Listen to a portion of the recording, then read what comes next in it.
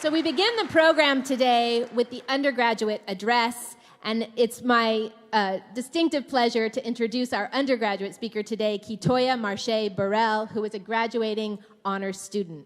Please join me in welcoming Kitoya to the podium.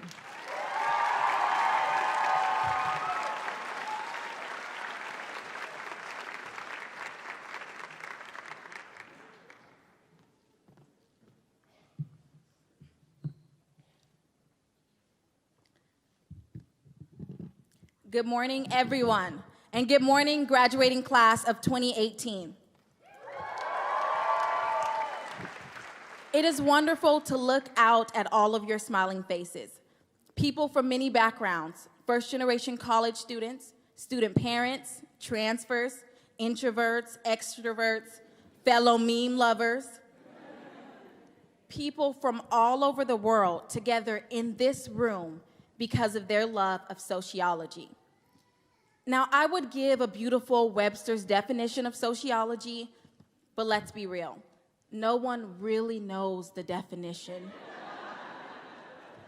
Who has time to bother with definitions when we are trying to deconstruct the world?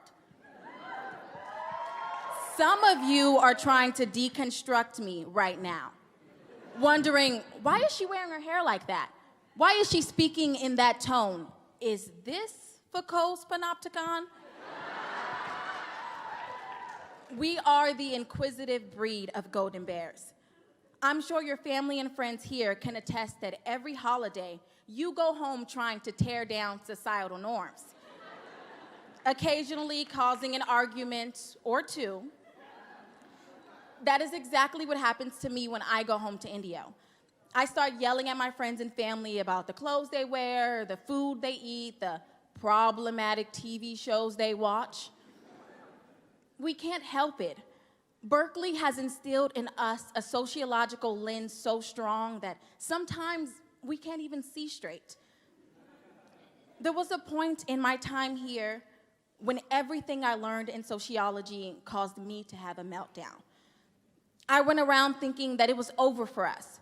We would never seize the means of production, and even if we did, nothing was real anyways.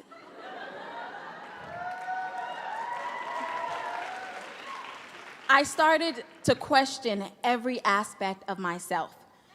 My own likes and dislikes, my parenting, my culture. You see, because I, like some of you, am a non-traditional college student. I was a teen parent, born of teen parents, a first-generation college student, and a former foster youth.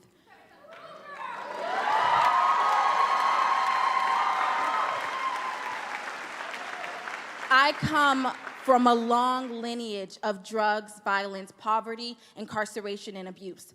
I'd been homeless. I was a high school dropout. I was everything that sociologists like to study. But I had never questioned why my life was like this before I came to Berkeley. If anything, I thought it was a defect in myself. But Berkeley taught me that there was a larger system at play that was contributing to some of the chaos that I was experiencing. Whether it was the educational system, the legal system, the healthcare system, the workforce, there was racism and discrimination and greed built in that had harmed families like mine for generations. Learning about this was heartbreaking because although these issues are ancient, they are still very current. So like I said, I was overwhelmed, but then it started to hit me. As I would wander lost, like some of you do, through Burrell, I would occasionally run into you all. I would overhear your conversations, the work you were doing, the work you wanted to do. And let me say something, you are all amazing.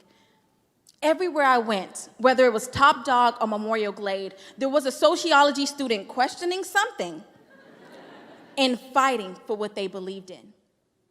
You were turning your questions into positive actions, and that inspired me to do the same. Now, as always, our school has garnered a lot of media attention. Cameras pointed strategically at every rough patch on this imperfectly perfect campus. But what they failed to capture was all of you and not who they are trying to portray you as, but who you truly are. Hardworking, caring, determined individuals. Now, I am positive that you were all pretty great before you came to Berkeley. I am sure that you have your loved ones here to thank for that, and I truly thank all of mine. But I also know that Berkeley helped. With its wonderful professors, lecturers, GSIs, advisors, research opportunity, and those steep hills, Berkeley has definitely got us and our thighs ready for the various paths that we will travel after we graduate. Now, some of you will continue the realm of academia. Some of you will go into the workforce, and others will take some time off. But I am positive that no matter what you do, you will utilize the knowledge you gained here to help somebody in some way. You see, I am no longer filled with despair because I had the pleasure of being in the presence of you all for the past 3 years. You have inspired me to not only keep questioning, but to keep fighting. I know that I am surrounded by the change that I want to see in this world. But understand this, class of 2018. People will try to convince you to succumb to everyone else's thinking. You will feel the societal pressure to let things go and to take the path of least resistance. So now I want to encourage you to never stop asking why. To never stop questioning the racist, sexist, xenophobic, homophobic, oppressive things you see and hear. Let us not stay in an ivory tower. Let us not be put in societal boxes that silence us out of fear that what we are fighting for will annoy or inconvenience those around us. Let us not be afraid to scream Black Lives Matter or to fight for the rights of undocumented folks.